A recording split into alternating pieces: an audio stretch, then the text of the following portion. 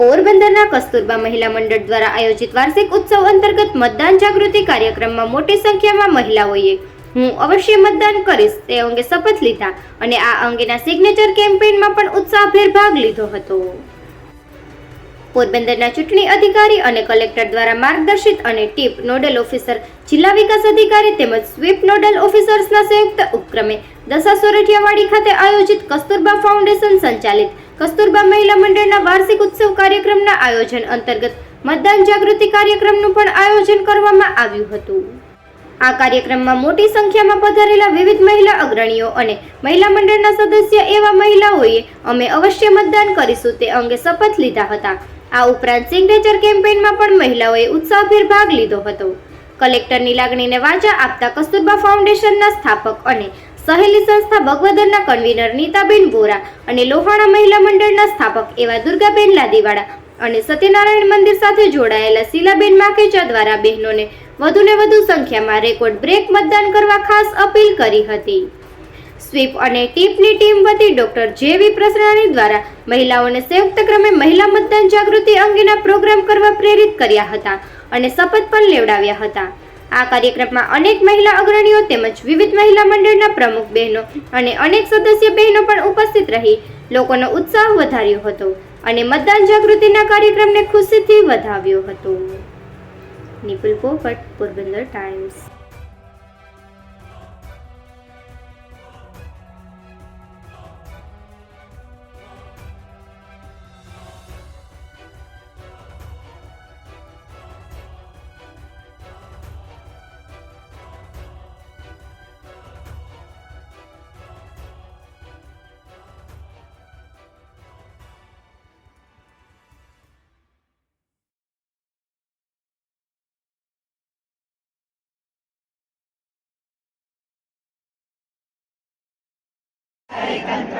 નિરંતર શ્રદ્ધા રાખીને આખી પ્રતિજ્ઞા લઈએ છીએ કે અમે અમારા દેશની લોકતાંત્રિક પરંપરાઓની અને મુક્ત મતદાન જાગૃતિ અપીલ કરીએ છીએ. હા, ચોક્કસ. હવે મતદાન તો એ આપણો અધિકાર છે, આપણો હક છે. એ હક જો આપણને ઘરમાં બી કંઈ બી હક હોય તો આપણે એ હક ગુમાવતા નથી. આ તો આપણા દેશ તરફથી આપણો હક છે. તો એ અધિકારને આપણે ગુમાવશું તો ભવિષ્ય આપણું શું થશે એ આપણે જ વિચારવાનું છે. પછી આપણે એમ કહીએ કે આ પાર્ટી આમ હતી ને ઓલી પાર્ટી આમ હતી ને, પણ હું તો એવું માનું છું કે મત દેવા તો જવું છે. સપોઝ કે આપણને આપણો બૂથ નંબર કે ન ખબર હોય ને તો પણ આપણે જઈને પૂછીને આપણો હક જે છે એ જતાવવો જ જોઈએ.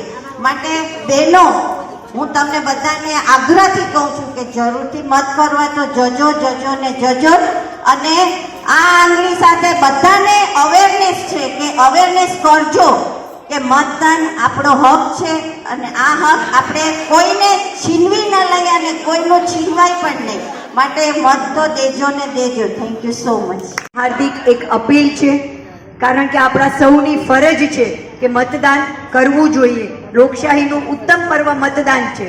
જો મત આપવા ન જઈએ તો પછી આપણને કોઈ હક નથી બનતો કે આવી સરકાર આવી કે આવા લોકો આવ્યા. માટે આપણી સૌની ફરજમાં આવે છે આપણે મતદાન કરવું જોઈએ. આપણે મતદાન કરીશું, આપણી આસપાસના લોકોને મતદાન માટે જાગૃતિ આપીશું કે તમારે પણ મત આપવા જવું જોઈએ. મતદાન આપણા સૌનો હક છે, સૌની ફરજ છે અને અમૂલ્ય ફરજ છે. 5 વર્ષે એક વખત તો આપણને આ મોકો મળે છે કે આપણે આપણા હકનું પાલન કરીએ, આપણી ફરજનું પાલન કરીએ અને મતદાન દ્વારા આપણને ગમતી, આપણને સૌને સુખ આપતી, આપણા સૌના સુખ દુઃખની ખેવના કરતી એક ઉત્તમ સરકાર બનાવી શકીએ. એટલે ફરી વખત આપ સૌને આ માધ્યમથી મારી અપીલ છે, અચૂક મતદાન કરીએ, અચૂક મતદાન કરાવીએ અને મતદાનને દિવસે આપણા સૌની જાગૃતિ બતાવીએ. Thank you. આજે આપણે એક સરસ પ્રસંગે મળ્યા છીએ. આપણો કસ્તુરબા મહિલા ફાઉન્ડેશન એટલે કે મહિલા મંડળનો એન્યુઅલ ડે તો છે જ, પણ સાથે એક આપણે મતાધિકારની જાગૃતિ માટેનો પણ આજે એક સરસ અવસર મળ્યો છે. તો આપણે તો અહીંયા સાથે છીએ એટલે આપણને તો હમણાં જિજ્ઞેશભાઈ વાત કરશે, નીતાબેને વાત કરી, પ્રીતિબેન કરશે, પરંતુ આપણે સૌ આ વાતને આપણા પરિવારોમાં, સમગ્ર સમાજમાં આપણે વ્યક્તિ કરવાની છે કે આપણને ઈશ્વરે અને એમાં સ્પેશિયલી લોકશાહીમાં આપણા ઇન્ડિયામાં જે આપેલો અધિકાર છે, મતનો અધિકાર, તો આપણે મત કોઈને પણ આપીએ, આપણને જે યોગ્ય લાગે એને જ આપીએ. આપણે બધા આપણી સમજ બુદ્ધિથી વિચારીને આપીએ, પરંતુ મત આપવો જરૂરી છે. એટલે મતાધિકાર આપણને જે આપેલો મતનો અધિકાર છે એનો આપણે અવશ્ય ઉપયોગ કરવો જોઈએ, અવશ્ય લાભ લેવો જોઈએ. ગ્રામ્ય વિસ્તારમાં મતદાન વધારે થતું હોય છે આપણા કરતા. હા, આપણા કરતા ગ્રામ્ય વિસ્તારમાં વધુ મતદાન થાય. કેમ એમ? આપણે બધા તો વધારે જાગૃત છીએ, તો આપણે પણ એટલું જ વધુ મતદાન થવું જોઈએ ને થાય એના માટેની જાગૃતિ આપણે આપણા શહેરી વિસ્તાર એરિયા જે બી જ્યાં પણ આપણે રહીએ છીએ તો જેમના પણ કોન્ટેક્ટમાં આવીએ છીએ એ બધાને જ માટે કરવું જોઈએ એવી ખાસ મારી પણ આપણે છે. અને જિજ્ઞેશભાઈ, કીર્તિબેન અને આપણે નીતાબેન અને આપણે બધા એ માટે જાગૃત છીએ, જાગૃત બધાને બનાવીએ એવી અપીલ. Thank you.